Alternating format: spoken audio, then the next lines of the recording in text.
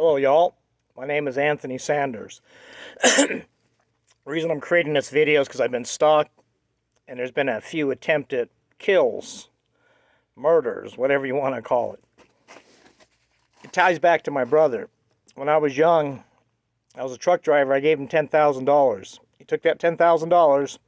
He hired a hitman to take me out. He also ran a business or bought land in my name. I don't know, about 10, 15 years later, IRS comes after me. And they want $178,000 on federal, $27,000 on state. The IRS man, when I was talking to him on the telephone, he kept asking, it was a pay booth, downtown Riverside, by a liquor store. He kept asking me if I had a chair. You have a chair, sir? I go, how much do I owe? He says, sir, do you have a chair? He tells me how much I owe, phenomenal amount, like I stated. And I told him I ain't smart enough to make that kind of money. So the IRS man says, hold on a second. I hear the keyboard going click, click, click, click, click. About a minute or two later, he says, I agree with you, sir. You're not smart enough to make that kind of money. That was a relief because they were taking like, I don't know, $150 a month out of my SSID. It's considered income, part of a retirement off of the truck driving business.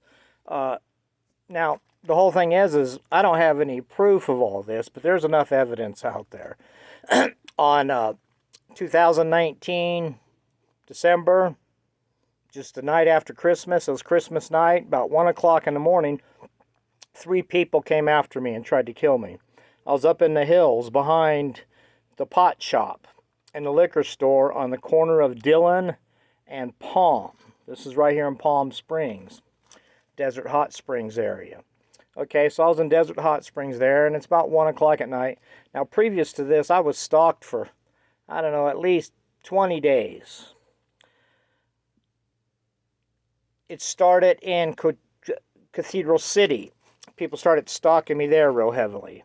They chased me around. I had to jump into a motel, Motel 6. This was probably about early December, about the 6th of December, right in there early, 2019. Now, by about the 20th of December, 15th of December of 2019, I was in Desert Hot Springs, and I was being chased up and down the highway. Every time I dropped into the field, there'd be a car on me or someone watching me. It was continuous. Now, this has been going on a lot longer than the last 2 years. This has been going on for about 6 or 7 years. The culprit, the leader, I call him the handler. He's the man associated with my brother, whose name is William Sanders. He's my older brother by about a year or so. Now, these two are associated. Now, let's get into where the money's at. If you're chasing somebody around trying to kill them, there's got to be a reason, A, and there's got to be money in it, B. Okay, so I give my brother this money. He runs some kind of business in my name. He makes a lot of money. I made my brother rich. This was 25 years ago, long time ago. I end up filing for SSI to get money off of my account. Okay, he ran my taxes up. Okay, now, I didn't know all this time that I was being stalked around, but I'd see this one particular car pop up all the time. It's a white car. It's kind of small. Sort of looks like a coupe, small, but it's different. The front end sort of looks like a Cadillac or a Monte Carlo, kind of square. The back end looks round like a regular car, like a hybrid. It's an older car because it's been following me around a long time. It's tinted up, really dark. The windshield's really big. Makes it look ugly. Makes it look like a pimp car, honestly. A small, downtown kind of small pimp car. But anyways, it's all tinted up. Now, driving this car is a black man. And he's a security guard, or he wears a security guard outfit. This is the handler. This is the one that's associated with my brother. The only way this can be proved is through phone calls or money transference. I don't know. But I think the money is in simply as, now my brother here, you got to go into it more. When I was young, my brother forged about 13 tickets in my name, traffic tickets. Now I'm kind of messed up. I was brain damaged when I was young. My brother abused me a lot. I didn't get much school or much social development. It's unfortunate, but I'm a good guy. So what we got going here is my brother used and abused me, got away with my money, and wanted to put an end to me. With my money, the money he earned off of me. So I believe that this guy's the handler, as I'm going to call him. Black guy in a limo. He's about 5'11", 5'10", weighing about, I don't know, 215 pounds, kind of portly in the belly, you know, thicker lip, real dark skin, wears a security outfit. Now, this guy's really audacious. He'll pull up to me when I go somewhere. He'll pull right up in front of me when I'm talking to somebody, like he's going to bust me or jump at me. The most I'm doing is scoring some weed, if anything. I smoke grass and I drink. I read personalities on birthday. I read about 28,000. I wrote a blog called Atomic God. It's a tech interpretation to apocalyptic literature. You could find it on Google, on Blogger. I also got documents written on a publishing company. It's an app called WriteCo. Now with this, I got about, 20 articles on there on this stalking and details involved. This is going to be a beginning of a series called Stalking. And this is to expose my brother and what he's doing to me. Because I almost got killed back in December of last year up in the hills. And I'm going to put all this on tape, or on film. And, you know, I'm unprofessional, but this is true documentation for the police in case anything happens to me. I'm living in a place right now. I got stalked into this place October of last year. It's September now of 2021. And I'll be leaving here eventually, hopefully soon. And with this is, if they pick me up and start chasing me around again, at least I have some documentation and film that I can refer the police to when I try to point these people out. Because once I'm out there homeless, they're all over me. Now, the black guy in a limo, I call him the handler. He has companions that help him. Now, these guys are really funny. There's a tall white guy, and he's about 40-ish, 45, and he's got a blonde-haired girl with him. She drives a white car, no tent, just a regular white car. Now, what's interesting about this white guy, he drives around in a white truck, a utility truck. It looks like these water utility trucks. There's one right down the road here. It has an emblem round on the door, kind of bluish, goldish. You see them everywhere, but they're like water land utility trucks. This guy's been driving that truck around for a long time. Now, he's either impersonating a utility driver by using that truck, and same thing with the black man, the handler. He's either impersonating being a security officer, or he really is a security officer. Now, what makes you kind of wonder is you would think these guys are undercover cops. The way they act, the way they behave, to some degree. Now, when I go sitting in a park or sitting somewhere and I do a hit of weed, well, sure enough, the cops show up because these guys are watching me. They're trying to get me busted doing something. When I'm living homeless, they're chasing me around. They act like cops in a way, but makes me think they're not. And here's the reason why. They're always trying to set me up with a crime, and I can't believe that cops would be doing that. And I can't believe cops would spend this much time following me around, especially NSA, any kind of detectives, anything. These people are hired by my brother. Now, my brother forges a lot of things, like I said. He forged those tickets. He also forged my name on a business, on a company, and ran my taxes up, okay?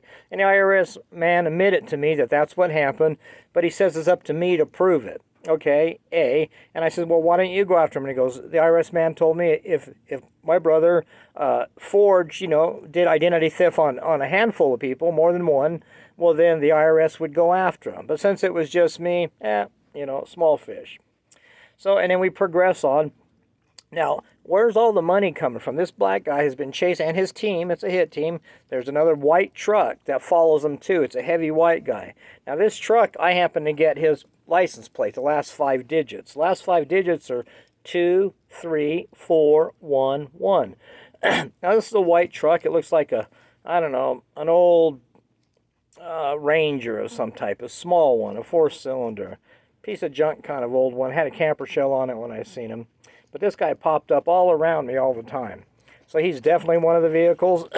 There's a white Cherokee Jeep, an old one, with the white guy in it, kind of short. A girl with the kind of reddish hair, short. Okay, those two are together. Now, these are drug addicts. Reason is that the people that tried to kill me off on Christmas are heroin addicts. One of them, his name is Chuck. I call him Cemetery Chuck. He lives in that place called the Pet Cemetery, right on the corner of Dillon and Palm. Now, he's on Dillon, about 1,000 feet away from Palm. Okay, and he's north, I believe it would be, from Palm. There's a pet cemetery there, liquor store over there, a pot shop, a little church, and a hair cutting place possibly. It's a small. There's nothing there. Car dealership across the street. Now, I seen this black guy show up in Cemetery's Chuck's driveway about the 10th, 15th of December. Somewhere in there, he shows up, okay? I told Cemetery Chuck one day, because I talked to everybody around me, I told him there's some dangerous people chasing me around, and Chuck looked at me really funny, and he says, dangerous? Like, Chuck is dangerous. He's an ex-military Marine. He's a heroin addict. He's told me himself that he's involved in sex trafficking, that he's involved in some very evil stuff, that there was an underage girl being prostituted, okay, and that he's into heroin. Okay, Chuck has told me all this, and looking at him, I believe every bit of it. Now, Chuck wasn't messing with me or after me because I lived in that field for, I don't know, almost 2 months or something, and no one ever bothered me, but I talked to Chuck a couple times. But once the black guys showed up, well, then all of a sudden I got a hit team on me really hard. I believe it was Chuck, 2 other people. They had halogen lights on their head. They had some kind of listening device. The reason is I go into a field, start at the beginning here, about Christmas, about noon. I'm trying to go into town, up there in Palm Desert town. I know it's safer up there. I'm trying to get up there, but people keep chasing me back. It's Christmas. No one out. They chase me down the highway, cars, people. Okay, so I'm tired. I'm homeless. They're running me to death. They already have for 20, 30 days. I'm really exhausted, really tired. So I call up the cops, and I call up the sheriff of the area. Riverside County Sheriff, I believe it was, and I told them, hey, people are harassing me. They're not letting me uptown. They said they'd get an officer there. I waited till about 8 o'clock that night when the liquor store closed.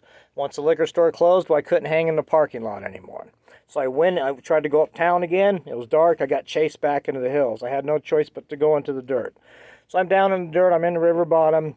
That's about 9, 10. I probably grab a couple hours of sleep. About 1 o'clock in the morning, all of a sudden I hear a dog barking. Dogs wake me up because I've lived outdoors a lot. I had my brother trying to kill me off for many, many years, 20 years. I could tell you story out story, and you'll hear them. But anyway, so I hear the dog. I see lights panning the field. Okay, there they are. I know they're after me. So I get up and I move across the street, and I move way up into the hills behind this brick wall behind the pot shop. It's about, I don't know, 2,000 or 3,000 feet away from the pot shop. Probably about 1,000 feet from where I'm at. I'm hiding behind a brick wall, thinking I'm okay. I stick my head over the brick wall. I see those halogen lights. There's 2 of them in the field, and they're panning around where I was. And there's another one in another place about a quarter mile away in another field where I used to hang. Now, up on a hill line, and I could see all this. To my left, on the left side of the liquor store, about 2,000 feet away from the liquor store, there's 1 halogen light. In the field, to about 1,000 feet to the right, where I was at in the field, there's 2 of those lights. Very bright. Okay. Now I stand up and I'm looking and they're panning around. I go, shit, they got lights. Now, when I did that, all of a sudden their lights clicked off. Okay. I'm standing there and all of a sudden all 3 lights are pointing at me simultaneously. Now they could see me. These things are bright. They're bright. You can see a long ways with these. Never seen them like that. Very bright. So they could see me. So I figured, oh shit, they got listening devices. Okay, so I know I can't. Palm Springs is something like 7 miles away, 8 miles away. They know where I'm at. I'm on foot. I'm old. I'm exhausted. They've been chasing me 20 days. I'm starving. I lost a lot of weight. Carrying my backpack, and it's cold. Okay, so I know they got me. Okay, so I figure I got no choice but to go straight down onto the highway and try to run my way up into Desert Hot Springs town. So that's what I do. I start hauling ass and running down the hill, coming up behind the pot shop, parallel to Palm, approaching Dillon. Now there, I pass Dillon and everything's okay. Don't really see anybody. About 500 feet past Dillon, I could hear in the bushes to the left somebody running through the weeds, paralleling me. Okay, they're onto me. Behind me, cars start piling up. Now what I'm doing is I'm running down the highway, and every time a car comes up or I hear somebody, I get near a trailer park or near the security thing as I move my way to town. Now town's about a mile, mile and a half away from there. But I'm hauling ass and I'm running and zigzagging. I know they're after me. I know this is a kill. It's 1 o'clock in the morning, 2 o'clock in the morning. Cars, multi-people, been chasing them around, stalking me for 20 days. Okay, so anyways, I get into town. I get up there by the Taco Bell. They back off. I go up further. I go all the way to the AMPM. AMPM's still open. Now I land there where I'm on camera and I'm in front of lights and there's a bus stop in front of me. It's about 2 o'clock in the morning. I'm tired as shit. I tell the store girl working there that night. This is December 2019, like I say. Tell that girl there I'm being stalked and followed, people trying to kill me. Now I'm there for about 15, 20 minutes. All of a sudden, a whole bunch of cars start showing up into the parking lot. Now we're talking a lot of them. And these are all hoodlums. Okay, we're talking, gangbanger, meth heads, heroin addicts. 15, 20 different cars. Okay, it's kind of obvious. It's kind of stupid. They're all staring at me. Some kind of veer towards me. When they do, I go into the store. I'm trying to zigzag away. I'm telling the girl I'm going to get on the bus. Okay, now there's this one particular car.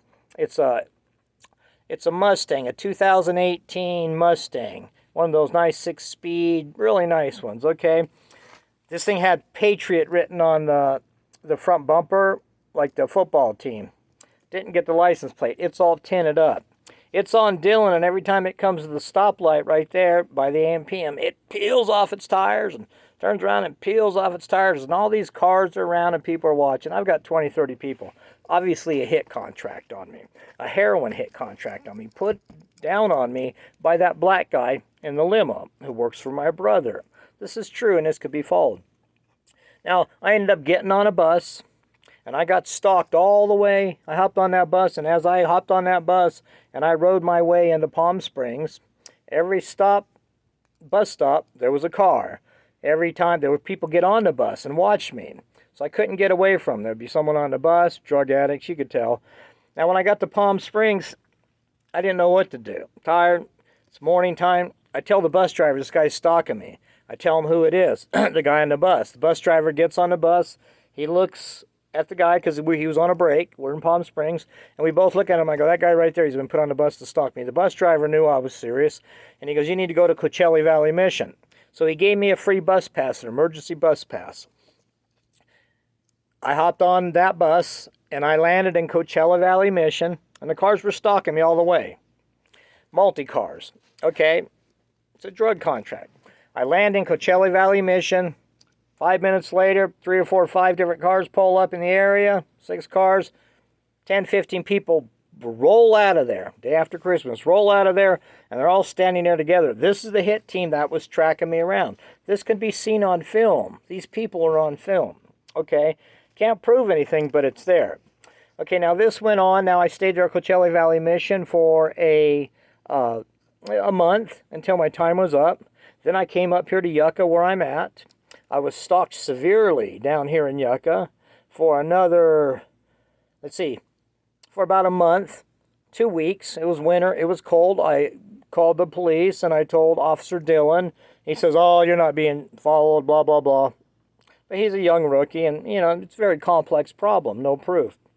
Anyway, so I end up staying with this girl, Lenana. She lets me stay in her closet. Saved my life. Winter time, these people were stalking me. They would have got me. I was cold, starving, weak. Couldn't move around. Couldn't sleep day or night, just not being left alone. They were running me down, wearing me down like an animal. I was really skinny, not like I am now. I got down really skinny running for these people. But anyway, so from there, I ended up moving into a house with a guy named Aaron. I stayed there for 30 days. I ended up moving out of there, and I moved into a girl's backyard. Another 30 days. This takes me to April and May. Now, May, I end up going homeless again. Now, once I went homeless, they were all over me once again. Every field I'd be at, they would be at. They'd be calling the cops on me, too. That's what's interesting. These people are overlapping. If they can't get someone to kill me on one side, they'll get the police to try to get me on the other. Living homeless, drinking, smoking weed, whatever it is. Taking a piss in the bush, whatever it is. These guys are all over me.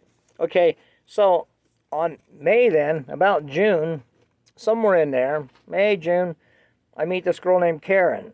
She hauls me down to her house in Rialto. I stay in a park next to Rialto. There's the hit team again watching me. There's that tall guy, that tall white guy. There was a donut shop right there. I believe it was on Baseline. And I don't know the other street because I'm trying to find a street because I want to find her and talk to her. But it's up there and there's a donut shop. There's a really cheap burger place there. It's probably the same street that turns into Market Street, so it'd be called Rialto. So it's probably Baseline in Rialto or east of Rialto, about a mile. Somewhere right in that area. I was up there. So anyways, I'm there for the night, sleeping inside a cement tube. There's that white guy. He's at the donut shop I'm going to. There's the truck with the emblem on the side. And it's got an antenna on top, okay? Silver antenna. Now, it makes you think he's a cop, okay? Except for the fact is that if he's a cop, how can he bring hitmen after me? A, okay, and that's only the start. How can he work with heroin addicts that are trying to kill me? B, and also they were trying this funny thing is they'd carry this kid around with them, a little Mexican kid. This white guy, different white guys, Mexican kid, they'd drag him around through the bushes wherever I was going. They were trying to generate some kind of false sexual charge against me. I was out there pissing or shitting in the bush, whatever it is. They're trying to bring this kid, which I believe is endangering the kid one way or another. You got a 13-year-old little Mexican kid and you're dragging him around into the bushes trying to set me up for a fake crime in order to get me into trouble, to get me into jail, to get me hurt. Now, this is the motive of my brother. Now, I'll tell you a whole bunch about him as time goes by because I got no choice at this point. But anyway, so the handler's on me. And so anyway, so from there I was down in Rialto with Karen. From there, I walked my way and rode my bus down to Riverside. I drop into the bushes in Riverside, into downtown Riverside. Just change. Everything's locked up. No homeless people. Now, once I was down there in the bush, a black guy comes up to me with the same security guard standing right there in front of the store, and he goes, I'm going to either go to prison or die tonight. Okay, I go, black guy kind of smiles and chuckles like he's surprised. He's a bastard, for sure, the way he's playing it. He's acting like he's a good guy. He doesn't know anything. He just happens to be there. Thing is, though, he's been in so many places and talked to so many people, he's left a trail of information. Now, of course, somewhere he talks to people and says, well, don't say I've talked to you. Don't even talk to this guy. So no one will admit. But if police are investigating, if there's ever a high-level investigation where you got FBI agents or high-level cops investigating because I get hit and killed, or this thing evolves into something, you can't lie to the cops. So I'm going to leave the names of these people on there. But anyway, so I end up in Riverside. There's an attempted kill there. I'm going down the road, dark road, by a redwood. Going down the road, I end up not certain where I'm at, whether it dead ends here, because it used to be a road that went down to the park. I turn around, and there's that black guy at the store that was threatening he's going to die or go to prison. There he is looking at me on a bike. He was there to get me. If I didn't turn around, he would have got me, because I was headed downhill in the dark, and I was really tired at the time, carrying all my junk. That guy could have got me right there. These guys could have got me a bunch of times. They just didn't hit me at the right time. But there's been 6, 7, 8, 9, 10 attempts. And those times, I was pretty lucky. So anyways, that don't happen. So from Riverside, I go to Paris. There's Paris. There's that little truck I told you about, the big white guy. He's about 45 years old, kind of heavy, portly. He was with the Mexican kid at Heroes Market here in Yucca. That guy with the license plates 23411 on that Ranger, he was there too, down there in Paris. Okay, now from Paris, I seen him. I was sitting in the bushes. I hear people talking behind me. They call the cops, the helicopter. Police helicopter vectors over me. So the people stalking me around did call the police on that, and it was Memorial Day. It was Memorial Day of 2021 at that point. I believe is the right date. Yes. 2020. Sorry, 2020 Memorial Day. I was in Paris, and a helicopter vectored over me about in the afternoon. Now, whoever called that helicopter, which they had to give their name and phone number, those people are the ones stalking me. So they left information trail. But they left it all over the place. That was only one place. Now, from there, I merged my way all the way down to... from Paris, I ended up going to Menifee. There they were stalking me around in a motel. From Menifee, I went to Quail Valley, where I used to live.